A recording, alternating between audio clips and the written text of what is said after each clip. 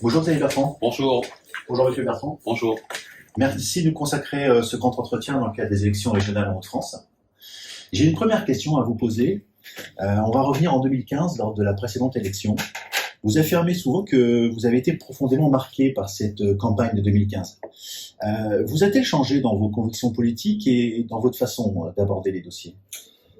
Dans mes convictions politiques, non, mais dans ma façon d'aborder les dossiers, ah oui.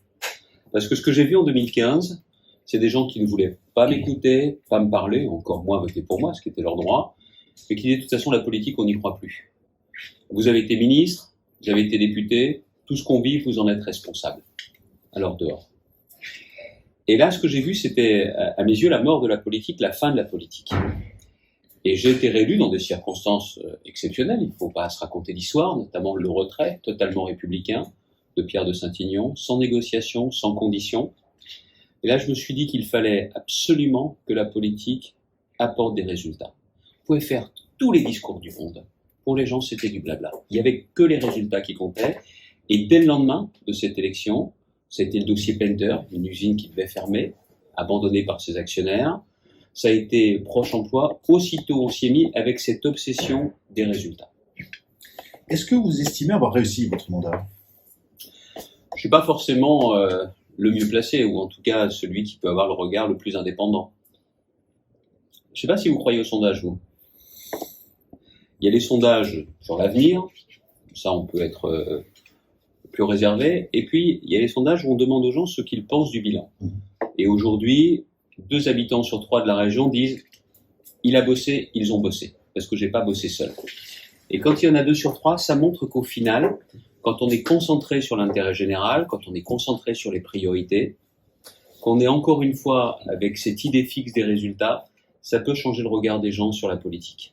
Donc je pense que en matière d'emploi, on n'a pas tout réussi, je suis pas Superman, j'ai pas de baguette magique, mais en revanche, il y a quand même une idée. Le chômage a reculé dans la région. C'est pas moi qui le dis. L'INSEE, c'est pas le conseil régional, c'est l'INSEE. On était à 12,3% de taux de chômage. On est aujourd'hui à 9,3. Il s'est passé quelque chose. Ça a baissé plus vite qu'au niveau national. Donc encore une fois, si ça avait augmenté, alors là je sais qui aurait été le responsable, c'est moi.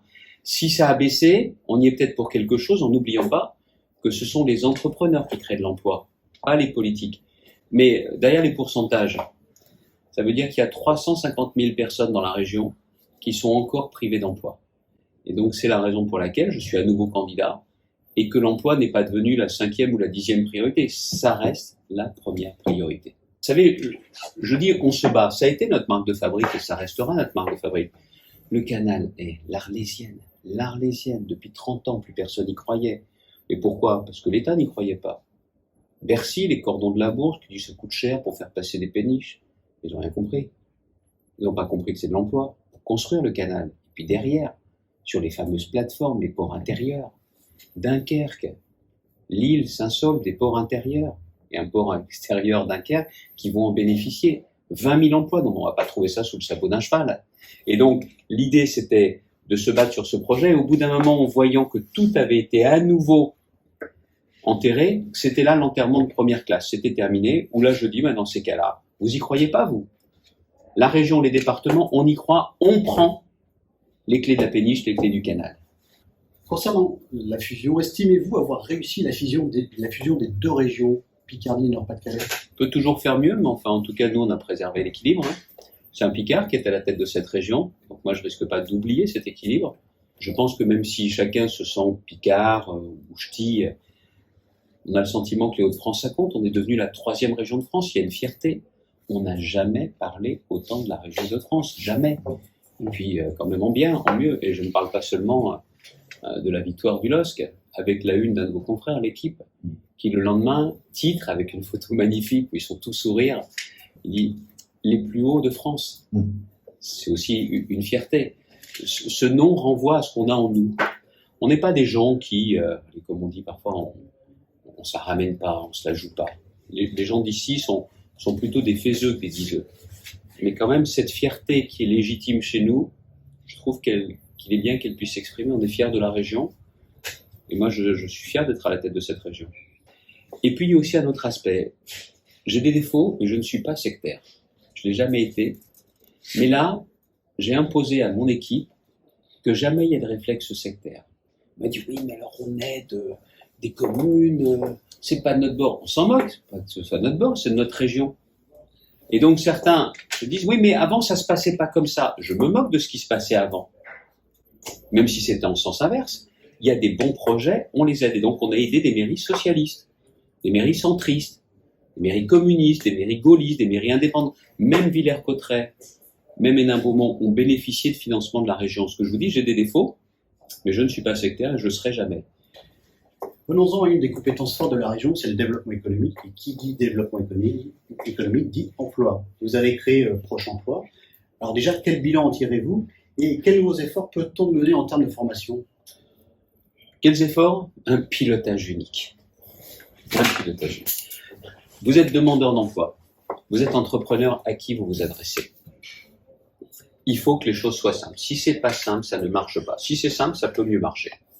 Donc après, on peut me faire tous les procès du monde, dire « Mais Bertrand, quand il a été élu, il avait dit qu'en septembre, il y aurait 60 000 personnes qui retrouveraient un emploi. » J'ai moi-même fait un point presse, le jour venu, en disant « Écoutez, je ne suis pas à 60 000, je suis à 51 000. » Et mon objectif, 54 000. L'objectif, il est atteint à 90%. J'ai joué carte sur table. J'ai joué la vérité. Maintenant, on dit « Oui, mais 60 000, 21 000. » Non, il ne faut pas confondre. J'avais pris un engagement sur 60 000. On a été à 54 000 à l'époque. Bon, aujourd'hui, on est bien au-delà des personnes qui retrouvent un emploi, mais ça me prend autre chose. C'est quand un politique donne des objectifs chiffrés, personne n'y croit. Sauf vos adversaires et les journalistes qui retiennent bien pour vous les ressortir. Donc, il faut faire son boulot, mais clairement, il faut moins la ramener et un peu plus se retrousser les manches. Pour le tissu économique local, je parle des PME, des commerces, de l'artisanat, des ETI, des indépendants, vous en parlez beaucoup. On voit qu'il y a un projet de loi qui est en cours sur justement pour pouvoir les sécuriser, pour faire en sorte que les indépendants... Enfin, c'est en décembre que je demande à Monsieur Griset à Saint-Quentin qu'on mette en place un plan d'action pour les sécuriser et les protéger. Et il aura fallu combien? Attendre combien pour le faire? C'est pas normal. C'est en décembre à Saint-Quentin, Palais de Fervaques, que je lui fais des propositions concrètes.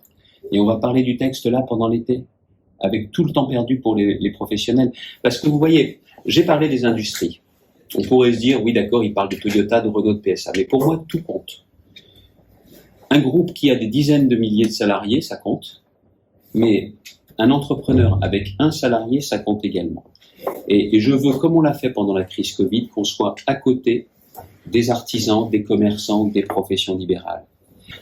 Déjà, la mise en place d'un fonds régional très important qui pourra mobiliser 1 milliard d'euros pour les années qui viennent. 1 milliard d'euros. C'est-à-dire une entreprise, quelle que soit sa taille, qui a des projets, elle aura accès à ce financement. Elle a des problèmes, elle pourra avoir accès à ce financement. De la formation initiale à la formation des demandeurs d'emploi, à la formation continue professionnelle, à l'orientation, je veux que un chef d'entreprise puisse se dire « je trouverai la main-d'œuvre dans les Hauts-de-France » et que quelqu'un puisse se dire « mes enfants ont de l'avenir et si moi j'ai un problème, je pourrais rebondir ». Donc il me faut des emplois et je reste mort de faim en matière d'emploi. C'est pour ça que dans les priorités de ce mandat, on va certainement parler d'autres priorités, la santé, la sécurité, l'environnement, mais l'emploi, j'ai pas le droit d'oublier que dans une région où il y a tant de personnes privées d'emploi et de travail, il me faut de l'emploi et du travail en premier. J'ai un secteur que je veux absolument aider. C'est le secteur, on dit les CHR, café, hôtel, restaurant. Parlons des restaurants. Je pense qu'avec les mesures enfin de déconfinement, je pense que l'été qui s'annonce sera un été où on a envie de sortir, de consommer. Est-ce que ce sera pareil à la rentrée? Je le souhaite.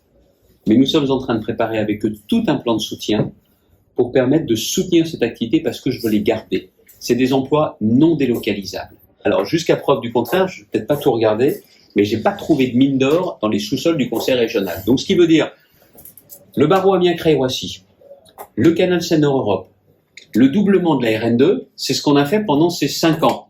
Donc, on a fait avancer en parallèle le réseau Express Grand Lille, on décide des études, on décide de le faire inscrire par l'État dans la stratégie nationale des réseaux express, et maintenant je suis en train de regarder comment on va pouvoir le financer. Donc ils sont bien beaux aujourd'hui à me dire non seulement que j'ai rien fait, rien pensé, mais c'est pas vrai. On sent une fracture territoriale en région de France. On a le sentiment que les territoires ruraux, périurbains ont du mal à suivre la dynamique de la métropole lilloise qui attire les investissements privés et publics. Comment réparer cette fracture territoriale? Qu'est-ce que vous comptez faire, par exemple, pour l'Avesnois et le nord de l'Aisne et le désenclaver? Vous en avez un petit peu parlé avec la RN2. Je pense que c'est la clé. Si on veut maintenir des activités économiques, des entreprises, ensemble avesnois et anti-RH, s'il n'y a pas la perspective de la RN2 à 2 fois 2 voies, beaucoup justement n'investiront plus. Donc pour moi, c'est la clé. Et puis il y a le développement local, les financements. Dans ce premier mandat, on a eu 200 millions d'euros au titre de la politique régionale d'aménagement du territoire qui ont été consacrés au développement local territorial. Oui. Ça, il n'y a pas un euro des 200 millions qui est allé sur la métropole. Oui. C'est en plus. Et là, nous avons décidé de maintenir les financements intercommunaux, mais d'aider également en direct les communes rurales. Moi, vous savez, j'ai 2 métropoles. J'ai Lille et Amiens, qui sont de formidables locomotives. Mais j'ai besoin d'avoir tout le monde dans le train à Paris, qu'on massacrait la Reine de Triomphe. Non, je parle du message du début, de ceux qui n'ont rien cassé. C'est pas normal que quand on travaille, on n'arrive pas à s'en sortir. C'est pas normal que quand on n'habite pas des très grandes villes, on soit des citoyens de seconde zone. Ce message-là, j'ai voulu y apporter des réponses par le pouvoir d'achat, au titre de la région, l'aide au transport pour ceux qui prennent leur voiture pour aller travailler. Et j'y apporte aussi des réponses en faisant en sorte que on maintient les lignes, on maintient les gares, on maintient les lycées, et on fait en sorte que partout où on habite dans la région, on ne soit jamais un citoyen de seconde zone. Tout jeune, dans la région, en formation ou en recherche d'emploi, on prendra en charge le permis à 90%. 90%. Je veux garder les marchés, donc on aide aussi les commerçants à réinvestir. Dans le rôle qui est celui du président de région, c'est un peu comme le maire. Il y a l'avenir et il y a le quotidien.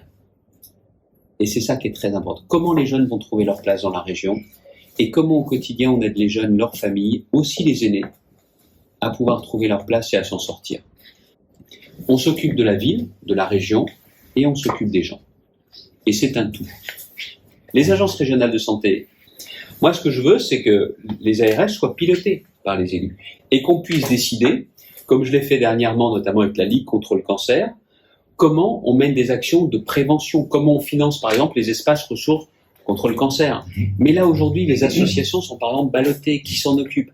Moi j'aime bien que les choses soient claires, je propose que le pilotage soit celui des élus, celui du conseil régional, mais attendez, pas qu'on propose une présidence de conseil d'administration. Non, je veux qu'on pilote et qu'on décide. C'est qu'on puisse aller beaucoup plus vite, et on ira beaucoup plus vite, pour financer des maisons de santé pluridisciplinaires. Oui. Mais si on se prive de l'énergie éolienne, comment peut-on respecter les objectifs de réduction d'émissions de CO2 ? Le nucléaire. L'énergie la plus décarbonée, c'est le nucléaire. Donc moi, je suis d'ores et déjà candidat. Je souhaite que la région puisse être candidat à l'installation d'un voire 2 EPR. 2 EPR. Oui, 2 EPR. On me dit, mais la région n'a pas son mot à dire. Ah, bien sûr que si. Parce que si la région est contre, EDF choisira une autre région. Si la région est pour, EDF étudiera. La Normandie a déjà fait savoir que c'était intéressé. Moi, je le fais savoir. Le nucléaire, c'est stop ou encore ou peut-être. Moi, c'est encore. C'est encore. Parce que c'est l'énergie la plus décarbonée qui soit. C'est ce qui garantit pour les entreprises la facture la plus basse. Pour les particuliers, la facture la plus basse. Et dans les énergies renouvelables, qu'est-ce qu'on a aujourd'hui ? L'éolien en premier. Moi, j'aimerais bien qu'on mette notre nez là, dans ce scandale de l'éolien et de ce que ça nous coûte aujourd'hui. Je me suis pas réveillé un matin en ayant fait un cauchemar, en me disant, oh là là, l'éolien, je suis pas bien dormi, je suis contre l'éolien. C'est pas ça. Mais c'est qu'il y en a trop. On est la région où il y en a le plus. Et les projets continuent à affluer. Vous savez ce qui va se passer ? C'est qu'un jour, il y aura des affrontements, et je veux les éviter, entre les promoteurs de l'éolien et des gens qui ne supportent plus qu'on leur impose des éoliennes sans leur demander leur avis. Alors c'est vrai. La gauche dit que vous avez créé l'anarchie dans ce sujet. Vous n'avez pas essayé justement de faire en sorte que le développement de l'éolien se fasse en toute harmonie. Mais en toute harmonie, et quand vous êtes encerclé par des éoliennes, comme c'est le cas notamment dans certaines communes de la Somme ou de l'Aisne, elle est où l'harmonie là ? Et tous ceux qui sont hyper pro-éolien, là, les promoteurs de l'éolien, j'en ai pas beaucoup vu des promoteurs de l'éolien avoir leur maison de campagne au pied d'une éolienne. J'en ai pas vu beaucoup, moi. Franchement, là, c'est toujours bien chez les autres, mais pas chez soi. Puis je vois aussi autre chose. Dans la région des Hauts-de-France, on est en train de la défigurer avec les éoliennes. Bertrand, la nature... Non. C'est tout simplement parce que nous avons un partenariat avec les chasseurs, en oubliant que les chasseurs ce sont des écologistes, mais des écologistes de bon sens, populaires. Et je le dis, je n'aime pas la façon dont certains montrent du doigt les chasseurs. Et les agriculteurs aussi. Dont on montre du doigt les agriculteurs. Il faut arrêter avec l'agribashing, de dire qu'ils produisent n'importe comment. Ce sont des gens qui sont respectueux de la nature. Et ils nourrissent leur famille avec ce qui vient de leur production. Pensez qu'ils vont faire n'importe quoi. Puis c'est globalement le problème des ruraux. Si vous avez un message à adresser aux électeurs de Marine Le Pen, quel serait-il aujourd'hui? Si vous votez pour les extrêmes, c'est parce que vous avez certainement plus de problèmes que la moyenne, et que vous êtes en colère, vous ne croyez plus en rien. Mais regardez bien. Qu'est-ce qui est important? C'est qu'on vous dise que vous avez des problèmes, ou qu'on vous dise qu'on va apporter des solutions aux problèmes. Moi, j'estime que le rôle du politique, c'est d'apporter des solutions aux problèmes. Quand on sort des problèmes, quand on sort de la misère, quand on sort de la colère, peut-être que la politique, ça sert à quelque chose. Il y a ceux qui ont besoin des malheurs pour prospérer, c'est le Front National. Et il y a ceux qui essayent de trouver des solutions aux problèmes. C'est ce que je m'efforce de faire. Je suis convaincu que quand on apporte des solutions aux problèmes des gens, ils ont moins de raisons d'être en colère. Moi, je suis là pour régler les problèmes, pas pour en profiter. Toute dernière question, c'est un sujet qui revient régulièrement, notamment dans le débat d'hier soir, c'est le sens de votre double candidature. Comment vous l'expliquez comment vous pouvez expliquer à nos téléspectateurs le sens politique de cette double candidature? Je viens de vous l'expliquer. Je suis prêt à faire plus pour la santé, mais il faut que les règles du jeu changent, mais au niveau national. La sécurité, on va financer davantage dans les transports, d'abord des lycées, dans les communes, mais c'est la réponse pénale, et c'est au sommet de l'État que les choses doivent changer. Les éoliennes, je m'y oppose par tous les moyens, il y a encore des projets qui arrivent. C'est au sommet de l'État qu'on prendra la véritable décision. Mais en revanche, je sais une chose, c'est que ce que j'ai appris dans la région, l'expérience que j'ai acquise, le bon sens que je vois autour de moi, ça je pense que c'est particulièrement utile pour qu'au sommet de l'État, les choses changent vraiment. Les deux sont liés, c'est la même élection.